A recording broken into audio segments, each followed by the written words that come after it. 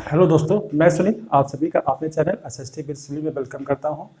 आज का अपना टॉपिक होने वाला है, ये है पार्ट 2 गुप्त काल का। और गुप्त काल के तहत मैं आज आप लोग को बताऊंगा गुप्तकालीन साहित्य के बारे में। तो गुप्तकालीन सिक्कों के बारे में तो मैंने बता ही दिया है, और गुप्तकालीन स्थापत्य कला यानी कि मंदिरों के बारे में मैंने आप लोग को बताया था कि मेरे जो गुप्त काल के जो जितने भी महत्वपूर्ण मंदिर हैं, जैसे देवगढ़ का दशावतार मंदिर, भीतर गांव का जो है पार्वती मंदिर ना, तो इस प्रकार के बहुत सारे जो मंदिर हैं जो कि गुप्त काल के हैं, उसके वीडियोस मेरे पड़े हुए हैं चैनल पे, उसको जाकर के आप देख सकते हैं। और आज हम बात करेंगे गुप्तकालीन साहित्यों के बारे में, क्योंकि गुप्त काल का मतलब है कि हर क्षेत्र में बहुत अधिक विकास हुआ, तो साहित्य के क्षेत्र में भी विकास हुआ। तो कुछ साहित्यों के बारे में बात करेंगे, उन किताबों के नाम और उनके लेखक कौन हैं। तो ये चीज़ें हैं। तो छोटा वीडियो है लेकिन पूरा देखें और चैनल को सब्सक्राइब करें, लाइक करें और शेयर करें। तो आते हैं अपने टॉपिक पर। जैसे कि रामायण और महाभारत के बारे में तो सभी लोग जानते हैं, ठीक है।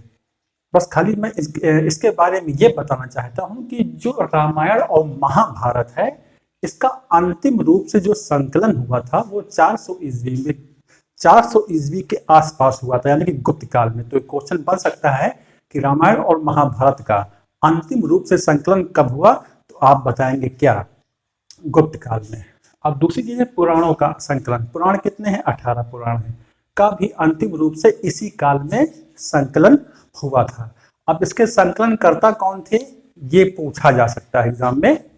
तो आप क्या बताएंगे?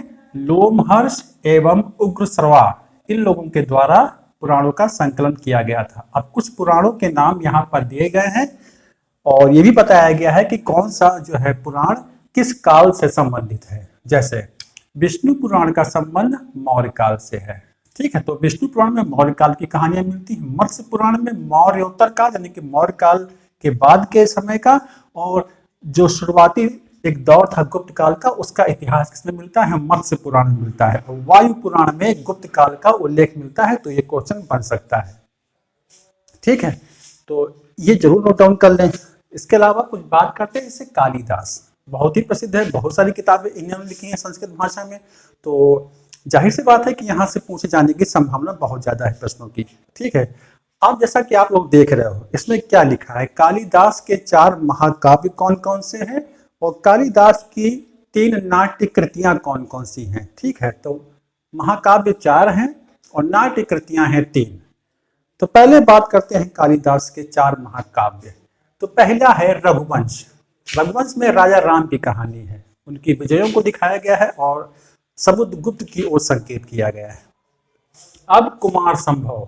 कुमार संभव में क्या दिया गया है? पार्वती शिव प्रणय कथा दी गई है और कार्तिकेय का जन्म का उल्लेख मिलता है। मेघदूत में क्या है? मेघदूत में प्रेमातुर, है ना, प्रेम के वशीभूत यक्ष की कथा का उल्लेख मिलता है। और ऋतु संहारम में क्या मिलता है? ऋतु संहारम में मिलता है 6 ऋतुओं का एक मनोरम वर्णन देखने को मिलता है।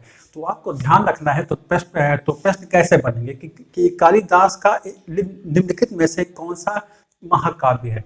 तो ये महाकाव्यों के नाम दिए गए हैं। तो महाकाव्य लिख करके इन चारों के नाम जरूर नोट डाउन कर लें और याद कर लें। महाकाव्य में इनका नाम नहीं आएगा, ये नाटक है, ठीक है, नाट्य कृतियां हैं। अब कालिदास की 3 नाट्य कृतियां कौन कौन सी हैं? तो पहली है मालविकाग्निमित्रम, जिसमें पुष्यमित्र शुंग के पुत्र अग्निमित्र और मालविका की प्रणय कथा यानी कि प्रेम कथा का वर्णन किया गया है इसमें। फिर है विक्रमोर्वशीयम, इसमें राजा विक्रम की प्रणय कथा है।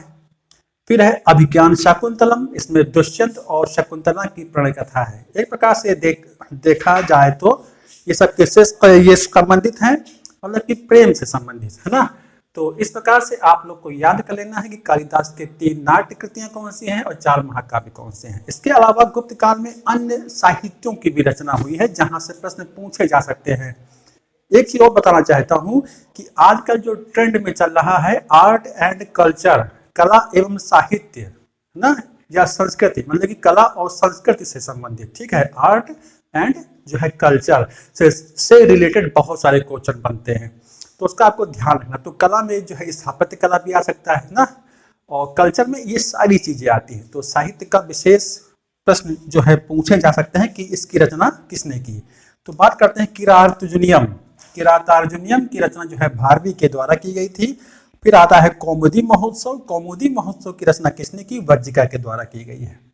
फिर आता है कामसूत्र। कामसूत्र की रचना जो है वात्स्यायन के द्वारा की गई है। और मृच्छकटिकम की रचना शूद्रक के द्वारा की गई है। ये बहुत पूछा जाता है कि मृच्छकटिकम का मतलब क्या होता है। देखिए, मृच्छकटिकम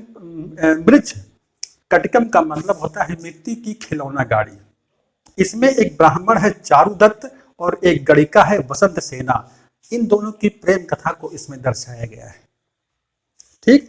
और इसके अलावा अमरकोश है, अमर सिंह इसके रचयिता हैं। तो इस प्रकार से अन्य साहित्यों में इनकी भी गिनती होती। तो इससे संबंधित जो है साहित्य और इसमें मिलान करने वाला भी आ सकता है ना, तो उसको जरूर लिखें। फिर कुछ वैज्ञानिक साहित्यों की भी रचना हुई है गुप्त काल में, जैसे अष्टांग हृदय चिकित्सा से संबंधित है, तो वाग्भट्ट के द्वारा इसकी रचना की गई है। आर्यभट्टियम की रचना आर्यभट्ट के द्वारा की गई है, जिसमें उन्होंने पृथ्वी द्वारा सूर्य का चक्कर लगाया जाता है ना, ये भी बताया है। फिर उन्होंने और ये भी बताया है कि पृथ्वी अपने अक्ष पर धुरी पर घूमती है। और ये भी बताया है कि चंद्र ग्रहण के बारे में भी आर्यभट्ट ने बताया है।